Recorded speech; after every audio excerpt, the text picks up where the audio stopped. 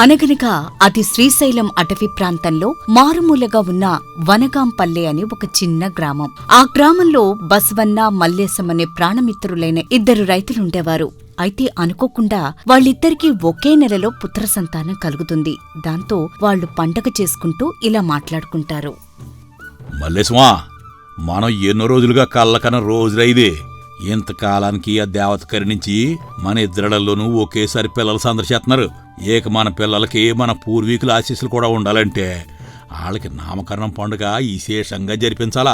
అవునవును బసవన్న, ఆ దేవుడు మన ఇద్దరికి ఒకేసారి బిడ్డలు ఇచ్చినట్టే మనం కూడా ఈ ఏడుక కలిసి జరుపుకుందాం. అంతేకాదు, మన పెద్దలు చెప్పినట్టు నామకరణం రోజున మన ఇంటికి సాక్షాత్తు ఆ దేవతలు దిగి వస్తారంట కదా అని మిత్రుడు పూర్వీకుల మాట గుర్తు చేయడంతో బస్వన్న ఇలా అంటాడు. అవునవును రోయ్, నువ్వు అన్నది నిజమే. చనిపోయిన మా తాతయ్య కూడా ఇలాగే చెప్తుండేవాడు. అంతేకాదు, అలా వచ్చిన దేవతలకి మన ఏడుకలో ప్రత్యేకమైన స్థానం ఇవ్వాలని, తప్పనిసరిగా మన పంక్తి భోజనాల్లో బల్లల పక్కన 2 ఖాళీ కుర్చీలు పెట్టమని చెప్పాడు. అవునా, అయితే అట్టగా చేద్దాం.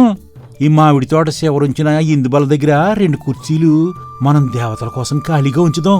ఇక మన పెద్దల విశ్వాసాన్ని మనం గౌరవిస్తే అది వాళ్ళకి మనం శ్రద్ధాంజలి గడిచినట్టు అవుద్ది అని వాళ్ళు మాట్లాడుకుంటూ ఉండగా ఆ మాటలు విన్న బసవన్న భార్య నరసమ్మ అక్కడికి వచ్చి వారితో ఇలా అంటుంది. ఏటయ్యా, నువ్వు చెప్పేది నిజమేనా? మన పిల్లల ఏడుక్కి ఆ దేవతలొచ్చి ఆశీర్వదిస్తే మన పిల్లల జీవితం వెలుగులతో నిండిపోతుందట కదా అని అంటుంది. ఇంతలో మల్లేశం భార్య లచ్చమ్మ కూడా ఎంతో సంతోషంగా ఇలా అంటుంది. అవునా, స్వయంగా దేవతలు వచ్చి మన పిల్లల్ని ఆశీర్వదిస్తే ఇక చెప్పడానికేముందక్కా. నిజంగా మనం, మన పిల్లలు ఈ ప్రపంచంలోనే అదృష్టవంతులవుతాం అని వాళ్లలా సరదాగా మాట్లాడుకుంటూ ఉంటారు. అలా సాయంకాలమవుతుంది. అప్పటికే విందు మొదలవుతుంది. వంటల వాసనలు, హాస్యాలతో అక్కడి వాతావరణమంతా పండగలా మారిపోతుంది. ముందుగా వారనుకున్నట్టే ఆ భోజనాల వరుసలో పక్కన ఒక 2 ఖాళీ కుర్చీలు కూడా పెడతారు. ఇంతలో ఆ వేడుకకి పసుపు రంగు వస్త్రాలతో మెరిసిపోతున్న ఒక వృద్ధుడు, ఇంకా బంగారు చీరలో తేజోవంతంగా ఉన్న ఒక వృద్ధురాలు వస్తారు. వారిని చూసి వారు ఎవరో తెలియకపోయినా మల్లేశం వారిని మర్యాదగా ఆహ్వానించి ఇలా అంటాడు.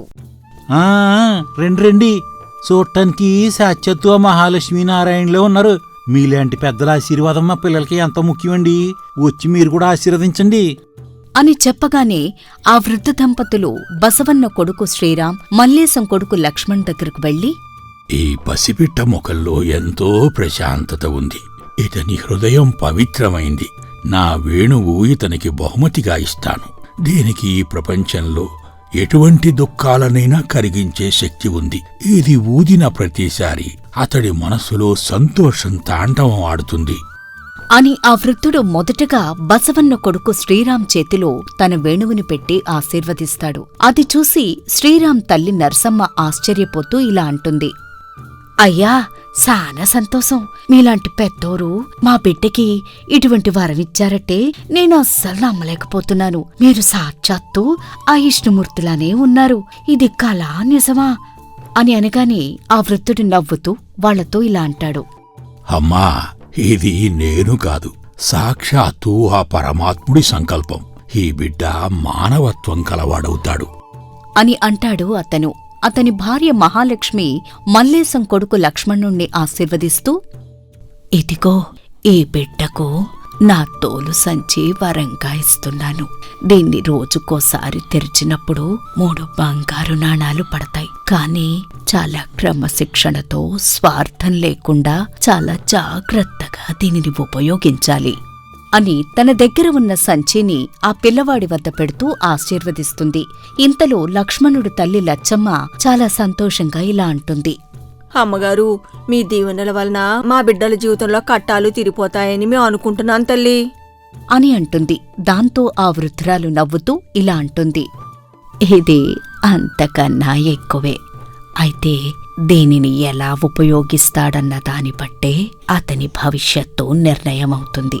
ఇక మేము వస్తాం అని వాళ్ళిద్దరూ ఒక్కసారిగా అక్కడి నుండి మాయమైపోతారు.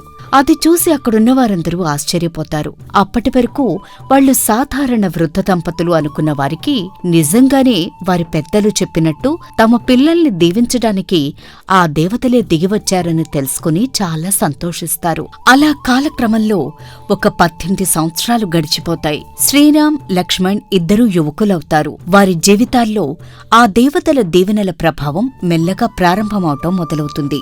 ఒకరోజు శ్రీరామ్ ఆ వేణువు ఊదుతూ ఇలా అంటాడు. అబ్బా, ఏ దేవత దీవెనో కాని ఇప్పుడు నా జీవితం నాకు చాలా సంతోషాన్నిస్తోంది. అసలు మనిషి అనేవాడు ఇలా బ్రతికితే చాలు. రోజంతా పాటలు పాడుతూ ఈ పల్లెటూళ్ళలో పచ్చని గాలి పీల్చుతూ బతకడం నాకెంతో సంతోషంగా ఉంది అని అంటాడు. ఇంతలో పక్కనే ఆడుకుంటూ ఉన్న పిల్లలు శ్రీరామ్తో ఇలా అంటారు. శ్రీరామ్ అన్నయ్య, నువ్వెప్పుడూ ఇలాగే ఇంత సంతోషంగా ఎలా ఉండగలుగుతున్నావు? నీ ఆనంద రహస్యమేమిటి? మాకు కూడా చెప్పొచ్చు కదా అని అడుగుతారు. దాంతో శ్రీరామ్ నవ్వుతూ వారితో ఇలా అంటాడు. మనం హాయిగా జీవించడానికి ధనంతో పనిలేదు కదా పిల్లలు. మన చుట్టూ మంచి మనసులు, పచ్చని పల్లె వాతావరణం ఉంటే చాలు. ఈ పచ్చదనం చూస్తేనే మనసు నిండిపోతోంది. డబ్బు కోసం నేనెప్పుడూ ఆరాటపడను కాబట్టే నేనిలా సంతోషంగా ఉండగలుగుతున్నాను అని వారికి తన ఆనంద రహస్యాన్ని చెబుతాడు. ఇక మరోవైపు మల్లేశం ఇంట్లో లక్ష్మణుడు దుస్తులు వేసుకుంటూ తనకు లక్ష్మీదేవి ఇచ్చిన సంచిని చూస్తూ తనకు కలిగిన భాగ్యానికి తనలో తాను ఇలా అనుకుంటాడు. ఆహా, ఏమి నా భాగ్యం! ఈరోజు నేను కష్టపడకుండానే ఆ దేవత దయవల్ల నాకు ఈ సంచి నుండి వచ్చే బంగారు నాణాలు నా జీవితావసరాలు తీరుస్తాయి. కాని ఎందుకో నా మనసులో ఏదో తీరని లోటైతే కనిపిస్తోంది. కష్టపడకుండా ఉండటం వల్ల ఏ రోజు నేను హాయిగా నిద్రపోయింది లేదు. మరి ఈ లోటు తీరే మార్గం ఎక్కడుందో ఏంటో అని అనుకుంటూ ఉండగా లక్ష్మణుడి తల్లి లచ్చమ్మ తన కొడుకుకు ఉన్న వరానికి మురిసిపోయి, నాయనా, ఆ దేవత దయ వల్ల నువ్వు ఈ రోజు నాణ్యాన్ని చూసి నాకు చాలా సంతోషంగా ఉంది. ఇక నీ గురించి ఈ ఊరంతా పొగుడుతూ ఉంటే నాకు ఎక్కడలేని గర్వంగా ఉందిరా.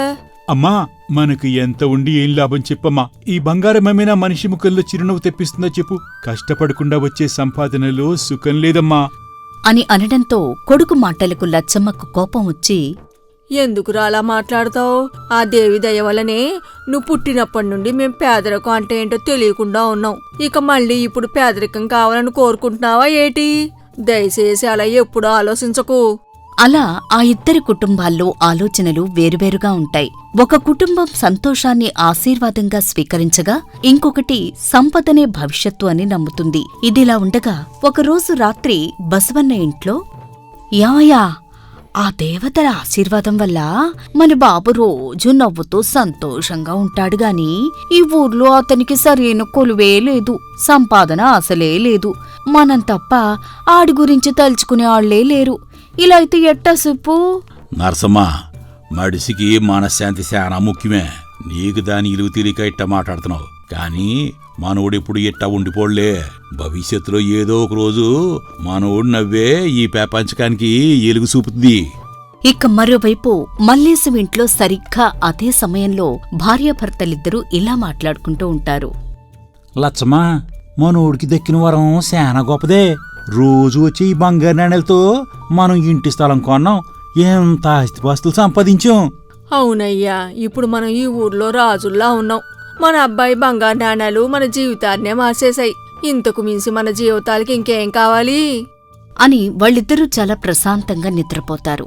అలా సంతోషంగా ఉన్న వారి జీవితాల్లో కాలచక్రం ఊహించని మార్పు తీసుకువస్తుంది. అలా కొంతకాలానికి శ్రీరామ్, లక్ష్మణ్ ఇద్దరూ రాజుగారి కోటలో సైనికులుగా చేరతారు. వారి ధైర్యం, సమర్థత రాజుగారి దృష్టిని ఆకర్షిస్తాయి.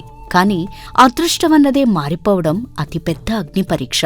యుద్ధంలో ఈ వీరులిద్దరూ శత్రురాజైన విరాటరాజు చేతికి బందీలవుతారు. అలా బందీలైన వారు శత్రురాజు తోటలో పనిచేస్తూ, ఏంటి లక్ష్మణ మనకి దుస్థితి? చక్కగా ఊళ్ళో ప్రశాంతంగా ఉండేవాళ్ళం. మనకక్కడ ఏ పని లేదు అని మా అమ్మ మీ నాన్న పెట్టిన పోరు భరించలేక ఇదిగో ఇలా సైనికుడిగా చేరితే చివరికి ఇప్పుడు బందీలుగా మిగిలిపోయాం. కాని ఇప్పుడు కూడా ఈ వేణువు నాకు సంతోషాన్ని ఇస్తూనే ఉంది అని ఆ వేణువు వాయిస్తూ నవ్వుతాడు శ్రీరామ్. అది చూసి కోపగించుకున్న లక్ష్మణ్ ఇలా అంటాడు. అసలు ఈ పరిస్థితుల్లో కూడా నువ్వెలా నవ్వగలుగుతున్నావు? నిన్ను చూస్తేనే నాకు చాలా కోపం వస్తుంది. లక్ష్మణ, పరిస్థితి ఏదైనా ఒక్క నవ్వుతోనే ఎంతటి కష్టాన్నైనా తట్టుకోవచ్చు. నేను ఏం కోల్పోయినా నా సంతోషాన్ని మాత్రం నేనెప్పుడు విడిచిపెట్టను అని అంటాడు శ్రీరామ్. అలా ఆ రోజు రాత్రి లక్ష్మణ్ చెరసాలలో తన చేతిలో ఉన్న బంగారు నాణాలు చూసి శ్రీరామ్తో ఇలా అంటాడు. ఈ బంగారు నాణాలు నాకు జీవితంలో ఎన్నో అందించాయి, కానీ నేను కోరుకున్న సంతోషాన్ని మాత్రం ఎప్పటికీ పొందలేకపోతున్నాను. నీకు అవసరాలకి కావలసిన డబ్బు ఆ సంచి నీకిస్తోంది. ఇక ఈ వేణువు నాకు ఆత్మశాంతినిస్తోంది. ఇంకా మనకేం కావాలి? నాకిప్పుడు ఈ డబ్బుతో పని లేదు. నాకు స్వేచ్ఛ తిరిగి కావాలి. అందుకే నేను ఈ బంగారు నాణాలు ఈ రాజుకిచ్చి ఇక్కడి నుండి బయటపడదామనుకుంటున్నాను. నీ ఆలోచన బాగానే ఉంది. సరే, అలాగే చెయ్యి. రేపు ఉదయమే నీ ఆలోచన రాజుగారికి తెలియచేయి. అలా మరుసటి రోజు ఉదయం లక్ష్మణ్ రాజుగారి వద్దకు వెళ్లి, మహారాజా, నేను మీకు నా దగ్గర ఉన్న బంగారు నాణాలన్నీ ఇచ్చేస్తాను. మీరు నన్ను విడుదల చేసి నాకు స్వేచ్ఛను ప్రసాదించండి మహారాజా అని అడుగుతాడు.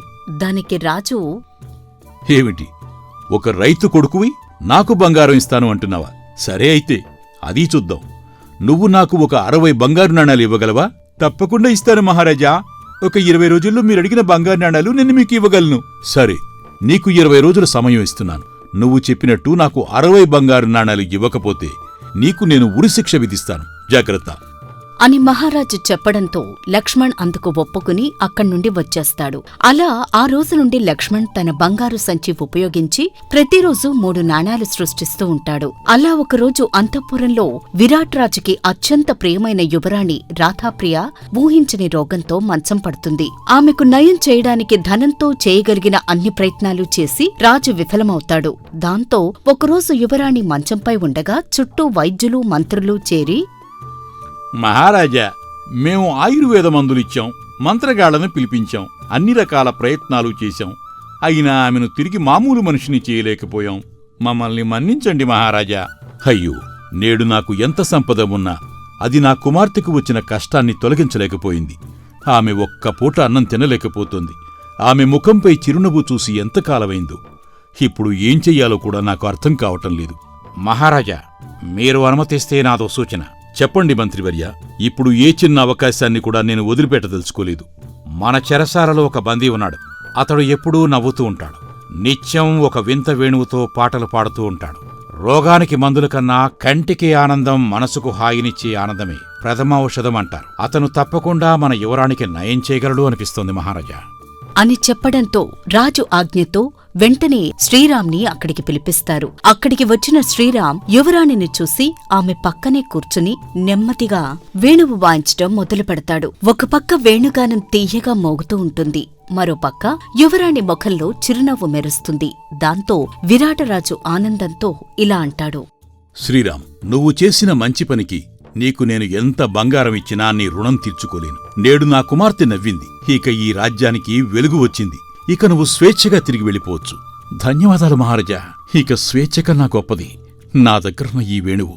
నా సంతోషాన్ని అందరితో పంచుకునే అవకాశాన్ని నాకీ వేణువిచ్చింది. ఇక నాతో పాటు నా స్నేహితుడు లక్ష్మణుడిని కూడా విడిపిస్తే నేనింకా సంతోషిస్తాను మహారాజా అని అడగడంతో శ్రీరామ్ కోరుకున్నట్టు అతనితో పాటు లక్ష్మణ్ కూడా విడుదల కాబడతాడు. దాంతో వారిద్దరూ రాజుగారికి కృతజ్ఞతలు తెలిపి ఇంటికి బయలుదేరతారు. అలా మార్గమధ్యలో ఒక నది ఒడ్డున వాళ్ళిద్దరూ ఆగుతారు. లక్ష్మణ, అటు చూడు. ఈ నదిలాగే మన జీవితం కూడా సాగిపోతుంది కదా. ఒక్కసారి వెనక్కి తిరిగి చూస్తే ఎన్ని మలుపులో మన జీవితంలో. కాని జీవితంలో కూడా ఈ నదిలోలా ఎన్ని మలుపులు, ఎన్ని కష్టాలు ఉన్నా ఈ నదిలోని నీటిలా మనం కూడా తేలిపోయి వాటిని దాటిపోవాలి అని అంటాడు. దాంతో లక్ష్మణ్ తన సంచిని చూస్తూ, ఈ సంచి నాకు ఎన్నో ఇచ్చింది. బంగారం, పేరు, కీర్తి. కాని ఇందులో ఏవీ నాకిష్టం లేవు. నాకు నిజమైన సంతోషం, మనశ్శాంతి కావాలి అని అనడంతో శ్రీరామ్ వేణువుని అందుకుని, బంగారంతో సంతోషం రాదు లక్ష్మణ. అది మన హృదయంలో మ్రోగే సంగీతం లాంటిది. అది ఈ భౌతిక ప్రపంచంలోనూ డబ్బులోనూ లేదు, మన మనస్సులోనే ఉంటుంది. దాంతో ఆనందం యొక్క అసలు రహస్యం తెలుసుకున్న లక్ష్మణ్ తన దగ్గర ఉన్న సంచిని ఆ నదిలోకి విసిరేస్తూ, ఇక నాకీ సంచి అక్కర్లేదు. ఇది నా జీవితానికి పూదోట కాదు, బరువు. నీ వేణువు, నీ నవ్వు, నిన్ను చూసి నేను చిన్నప్పట్నుంచి పెరిగాను. ఈ రోజు నాకు అసలైన సంతోష రహస్యం తెలిసింది. నీలో వచ్చిన మార్పే నీ నిజమైన బంగారం లక్ష్మణ. ఇప్పుడు నువ్వే నాకన్నా ధనికుడివి. పద వెళ్దాం అలా నిజమైన ఆనంద రహస్యం తెలుసుకున్న వాళ్ళిద్దరూ చాలా సంతోషంగా ఇంటికి వెళతారు. అలా జీవితంలో డబ్బు, బంగారం, పేరు ఏదీ కూడా శాశ్వతంగా సంతోషాన్ని ఇవ్వదని, కేవలం మన మనస్సు, మన ఆలోచనలే మనలో శాంతిని, సంతోషాన్ని తీసుకువస్తాయని వాళ్ళు తెలుసుకుంటారు.